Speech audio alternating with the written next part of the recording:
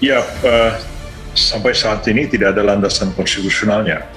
Oleh karena UUD 45 itu tegas mengatakan bahwa presiden itu memegang jabatan selama 5 tahun, artinya tidak boleh lebih daripada 2 kali jabatan. Dan MPR tidak dapat menunjuk pejabat presiden, juga tidak bisa memperpanjang masa jabatan presiden. Sebenarnya tidak mengejutkan ya, karena beberapa kali informasi yang berkembang sebelum ada pertemuan. Hanya memang ini kan soal waktu saja ya, jadi istilahnya gayung bersambutnya itu lebih banyak dari kemauan istana sebenarnya. Menguji ombak itu, tes ombak itu istilahnya. Ini maksudnya untuk cara yang sama. Jadi kita lihat bahwa sebetulnya ambisi kekuasaan itu selalu ingin disembunyikan dengan merasionalisasi opini publik berdasarkan surveyor, berdasarkan pikiran-pikiran pakar atau intelektual atau akademisi universitas yang disewa oleh kekuasaan. Itu pola yang ada di dalam pemerintahan Presiden Jokowi selama ini.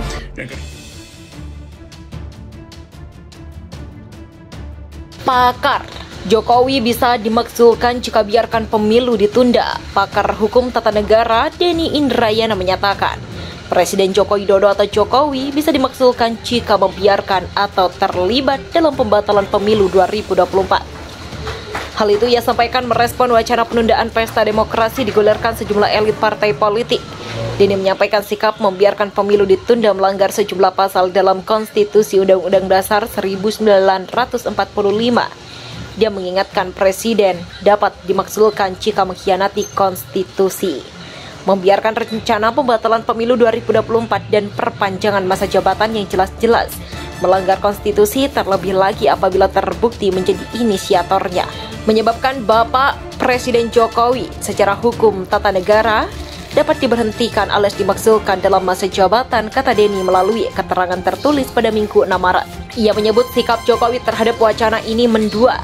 Dia khawatir pembiaran yang dilakukan Jokowi justru memberi kesempatan berpikir liar pembatalan pemilu 2024 mengalir.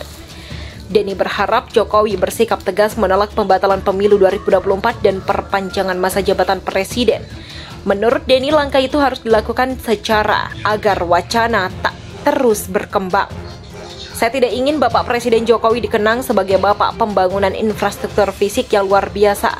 Tetapi pada saat yang bersamaan juga diingat sebagai Presiden yang ikut melumpuhkan KPK dan melanggar konstitusi karena membiarkan, apalagi mempelopori pembatalan pemilu dan perpanjangan masa jabatan, ujarnya. Sejarawan soal Kepres 1 Maret tak ada Soeharto. Bukan buku sejarah sejumlah elit politik mewacanakan pembatalan pemilu 2024. Wacana itu bergulir sejak Ketua Umum atau PKB Muhaimin Iskandar alias Caimin membahasnya.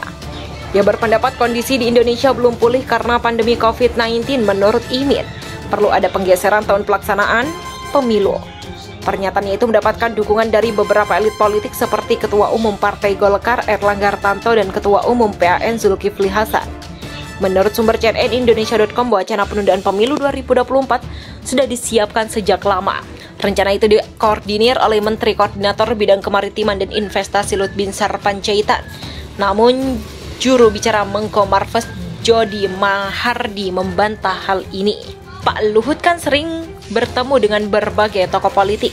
Ya mungkin dilakukan Pak Luhut untuk membrief perkembangan terkini, tapi setahu saya tidak ada pembahasan atau perpanjangan itu dari ide Pak Luhut itu nggak ada, ucap Jody kepada CNN Indonesia.com. Presiden Jokowi telah merespon wacana ini kepada harian Kompas. Jokowi mengklaim taat kepada konstitusi dan sisi lain dia menyebut usulan penundaan pemilu 2024 bagian dari demokrasi. Siapapun boleh-boleh saja mengusulkan wacana penundaan pemilu dan perpanjangan masa jabatan presiden, menteri atau partai politik karena ini kan demokrasi, bebas saja berpendapat, kata Jokowi. Tetapi kalau sudah pada pelaksanaan semuanya harus tunduk dan taat pada konstitusi. Jokowi dikabarkan bersitegang dengan Andika Perkasa. Niko Silalahi, kecurigaanku menemukan jawabannya. Aktivis Niko Silalahi mengomentari kabar yang berhembus mengenai adanya ketegangan antara Presiden Joko Widodo dan Panglima TNI Jenderal Andika Perkasa. Dalam cuitannya di Twitter, Niko Silalahi sudah curiga ada yang tidak beres akhir-akhir ini di antara Presiden Jokowi dan Jenderal Andika Perkasa. Kecurigaanku 5 hari lalu mulai menemukan jawabannya, cuit Niko Silalahi di Twitter. @Niko Silalahi yang diunggah pada Minggu 6 Maret 2022 dikutip Galamedia. Meski ada kabar kurang baik antara Jokowi dan Andika Perkasa, Niko Silalahi justru mempercayai Andika Perkasa. Jika terjadi perseteruan di antara mereka, maka aku lebih percaya Pak Andika. Sebab dia dibentuk dari proses panjang yang ditempah dengan jiwa ksatria, bukan seperti Pak Jokowi yang dibentuk dari pencitraan media mainstream, tuturnya.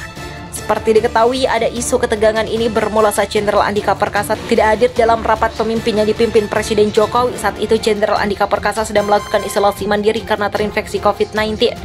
Namun di sisi lain, Jenderal Andika Perkasa justru menghadiri rapat dengan Kementerian Pertahanan yang diunggah lewat YouTube miliknya.